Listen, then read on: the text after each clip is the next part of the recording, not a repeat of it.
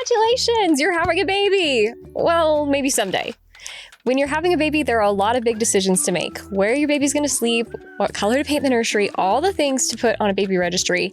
But what about your birth choices? Did you even know you had options? And how can you choose them? That's what we're going to get into today, because you and your baby deserve to have a great birth experience, because this is important for you and your baby.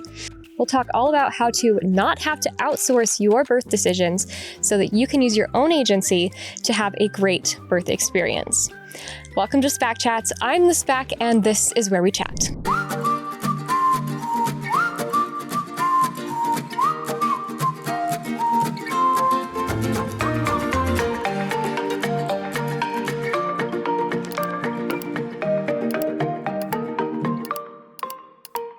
Before we get started today, I need to introduce the star of the show.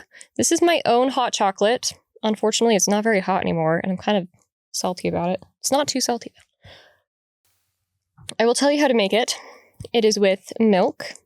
I prefer my raw milk. I know it gets pasteurized probably when I heat it up. Don't rain on my parade. I think you can do any milk. I measure with my heart. 2 good, pleasing scoopfuls of cacao powder. You can probably use cocoa.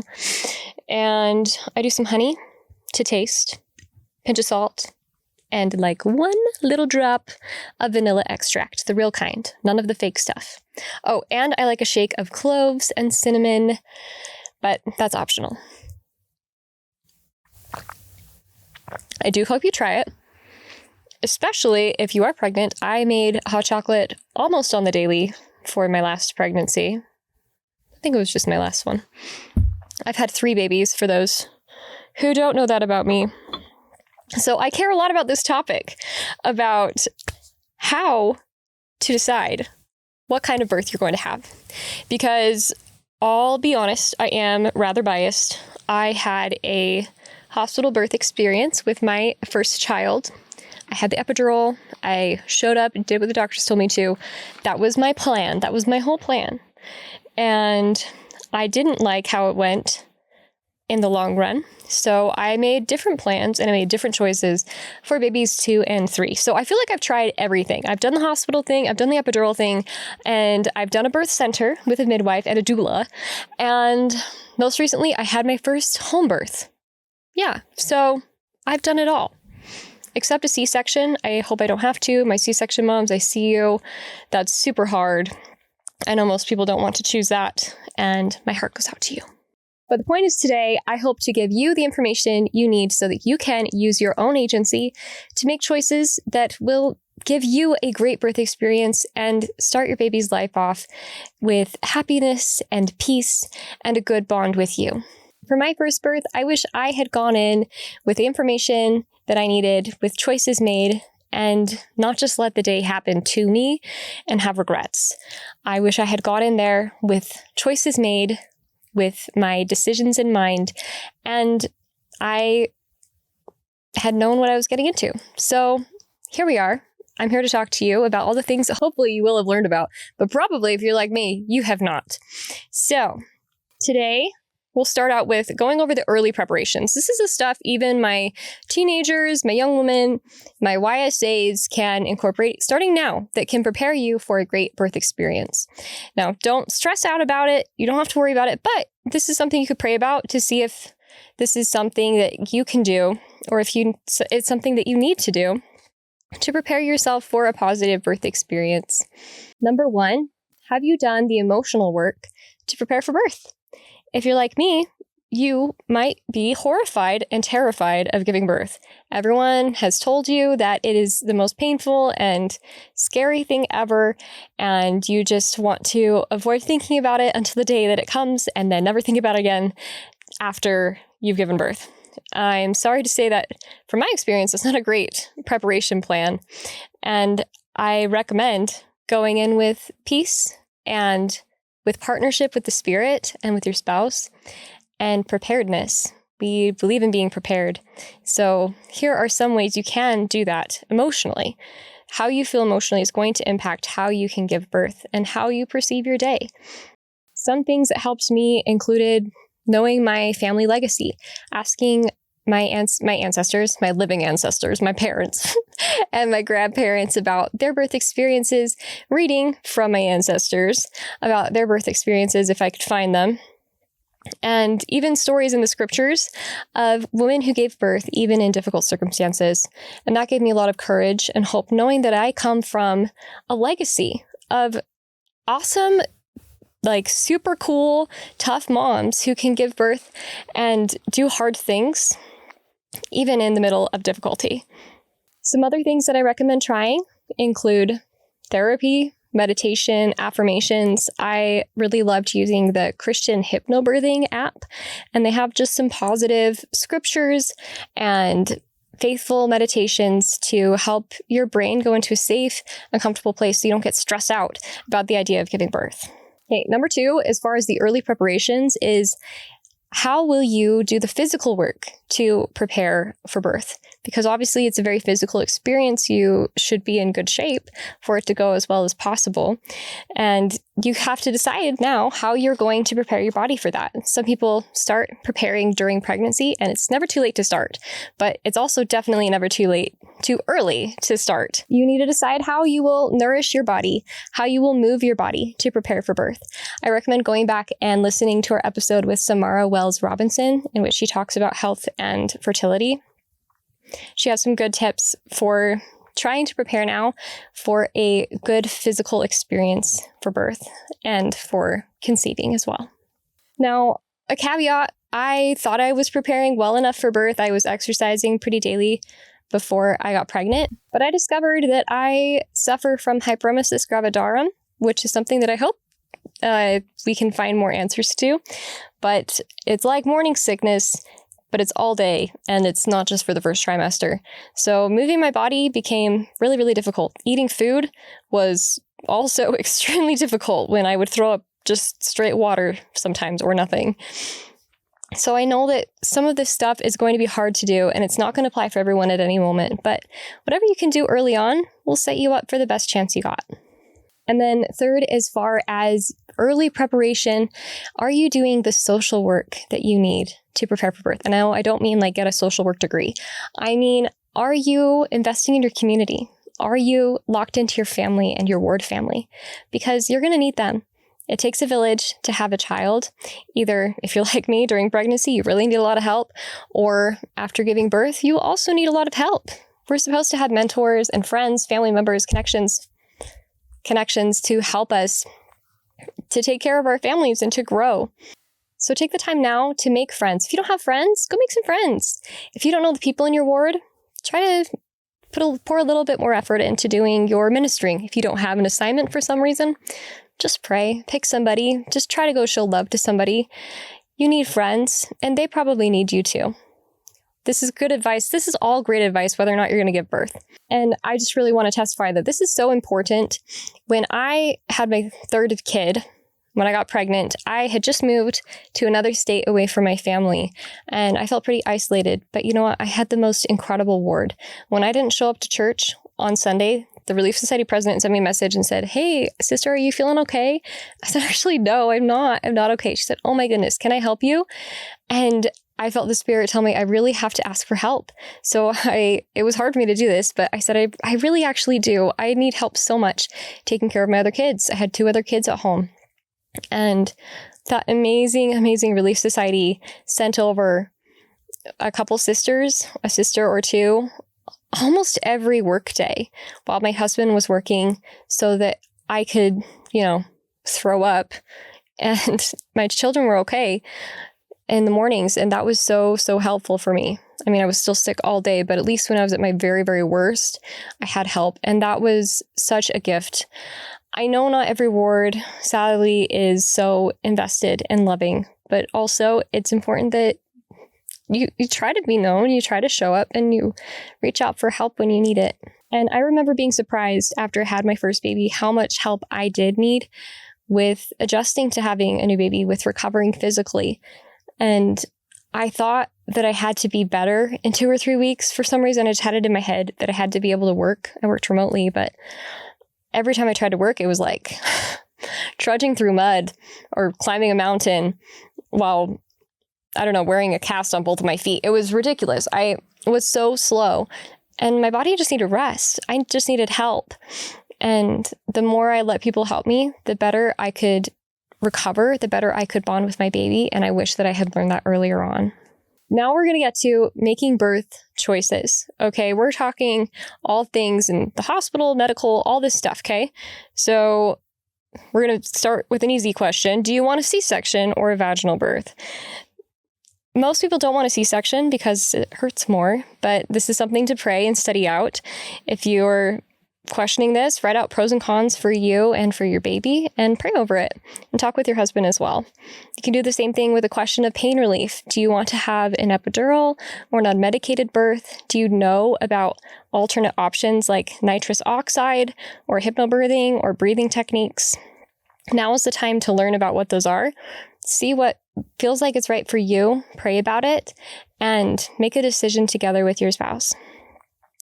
And as a note, that emotional work we talked about will help with this because your emotional state will impact how much you are feeling pain. The amount that you're honed in into your body, into your spirit, the less that you can feel fear and more faith and courage you can feel. And when you're feeling fear, your body interprets more pain. So this is something that you can start working on now with that emotional work. Now, this question of pain relief, I wish I had studied this out myself.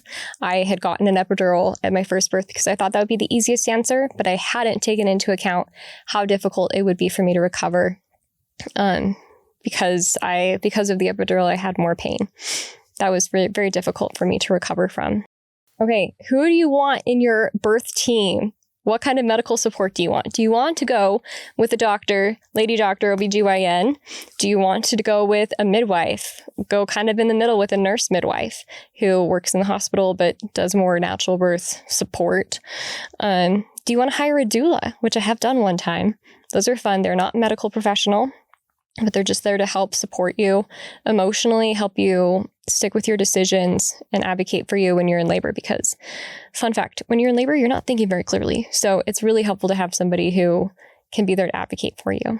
And also to train you and your husband on good techniques to get through the labor. Some people even choose to free birth. I don't personally recommend that. And legally, I don't think I can.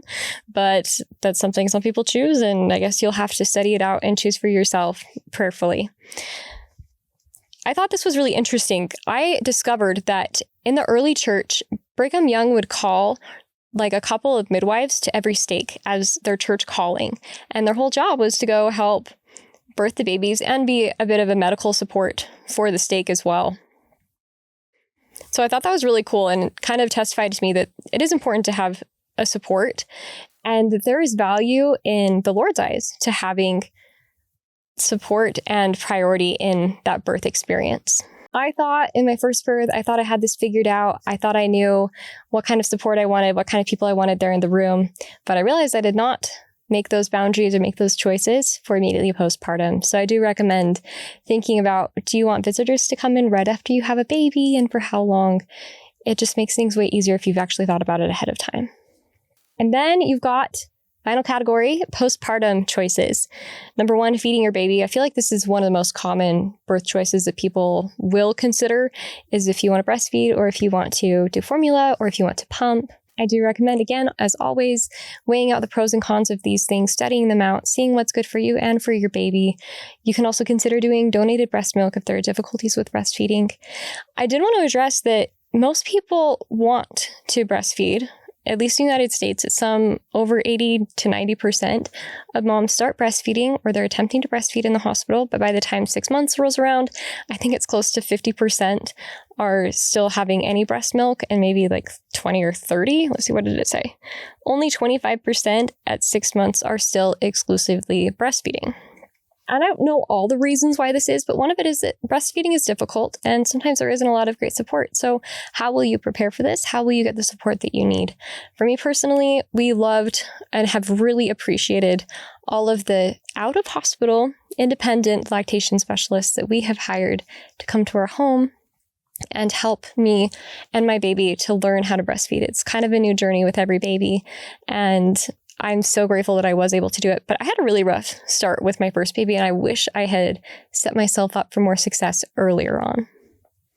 Okay, care for yourself after your birth. Okay, there's the rule of the 5-5-5, 5 days in the bed, 5 days on the bed, and 5 days around the bed. So at the very least, start with your 15 days of don't plan on doing anything. 5 days at least staying in bed. Really don't get up for anything except going to the bathroom. You seriously need to rest. You did a really hard thing, and your body's making a lot of adjustments. It needs a lot of sleep. And that means sleeping probably as much during the day as you can. I wish I had let myself do this with my first birth because I kind of went crazy not sleeping.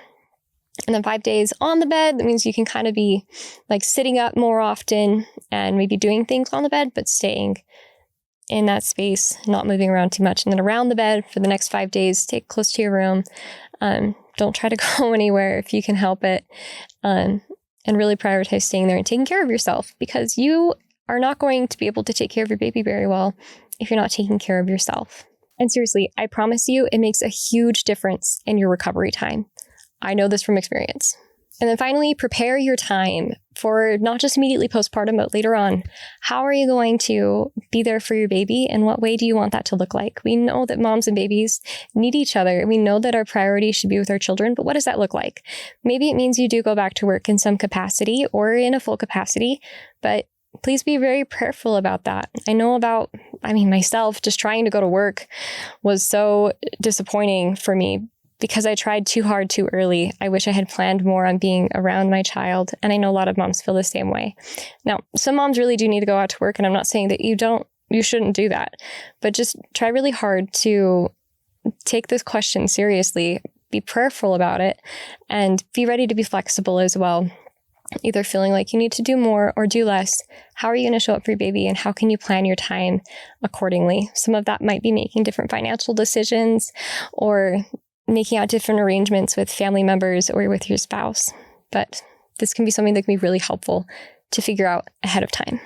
Friends, I really wanted to share a little bit from the Family Proclamation just by way of bringing all this into focus. This has been a really practical episode talking about specific decisions you can make, but why does this all matter? How does this fit into the gospel lens? So I wanted to share from the Family Proclamation relevant excerpts.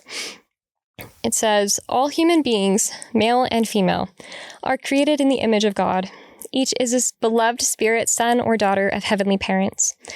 The first commandment that God gave to Adam and Eve pertained to their potential for parenthood as husband and wife. We declare that God's commandment for his children to multiply and replenish the earth remains in force. We declare the means by which mortal life is created to be divinely appointed. Husband and wife have a solemn responsibility to love and care for each other and for their children. You were made for this.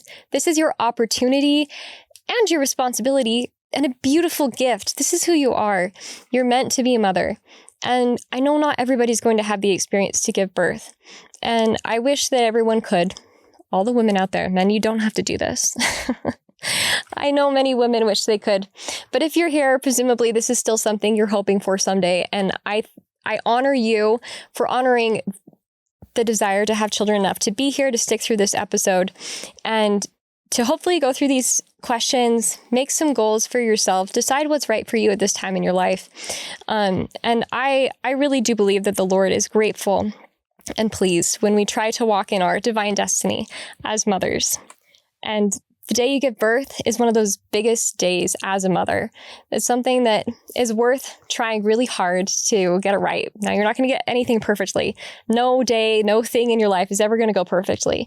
But you can have peace about it knowing that you have put forth the effort and desire and the prayers to give yourself and your baby and the Lord the gift of a great birth experience. Okay, before we wrap, I have one advice question here. Let's see. This one's from Reddit, and our user says, how important is a birth plan, and do you really need one? I'm a first-time mom, and a friend of mine told me it's extremely important and I should start planning it. I'm kind of just going with the flow and taking my doctor's advice. Is a birth plan that necessary? Since it's my first pregnancy, I'm kind of clueless of what exactly I need or want, or what's best for me. Okay, I love this question. By the way, I guess I never really defined what a birth plan is. A lot of people advise getting like a piece of paper or multiple pieces of paper sometimes, and writing out your birth plan preferences and requests and bringing that to your birth so that anyone there will know what your desires are. For example, that you want to do skin to skin right after the baby is born. You want to hold your baby and try to breastfeed right away. Some people will write that into the birth plan, for example. I don't know if you have to write it down. I think a birth plan is like a good idea, at least for you, so that you and your husband have written it out and made the decisions intentionally. I don't know if you have to bring those things to your birth team. It's not a bad idea, I think. I know some birth professionals don't love to see birth plans, is what I hear sometimes in hospitals. But most of them I hear about are very happy to hear about your preferences and want to help you be ready for it. I think the most important thing is, I do recommend thinking about the things that you do want or need. And I get that it's really hard to know what are even the options right now. And there are even more options than what we talked about today. But hopefully this is a good starting point to think about what kind of birth plan that you want. You can continue to do research. You can look into birthing classes to make more choices for you. But that would be my answer. Besides my answer, as always, which is, I don't know, go pray about it. You can decide. You don't need to outsource your decision making to me, but I do hope that I've given you some information and ideas that can help you make the best decision for your life. So that's all for today, folks. Enough chatting. Let's go and do. You got this because God has got you. This has been SPAC Chats, your practical guide to survive and thrive through the latter days. Here we find answers to your real-life questions by applying the gospel of Jesus Christ to build an amazing life with no regrets. If you've enjoyed this episode, make sure to subscribe so you don't miss a future episode. And if you want to support the show, one of the easiest free ways to do that is to leave a 5-star review and share why you love the show. I'm Jessica Spackman. Until next time on SPAC Chats. Coming up on the next episode. What you're doing right now is affecting your future family and your future body. So today she's going to share with us all about her insider tips and tricks of how to treat your body well as to treat your body for fertility. Sheep's milk is the most nutritious milk on the market. So if you do have problems with that and all that stuff isn't working, try sheep's milk.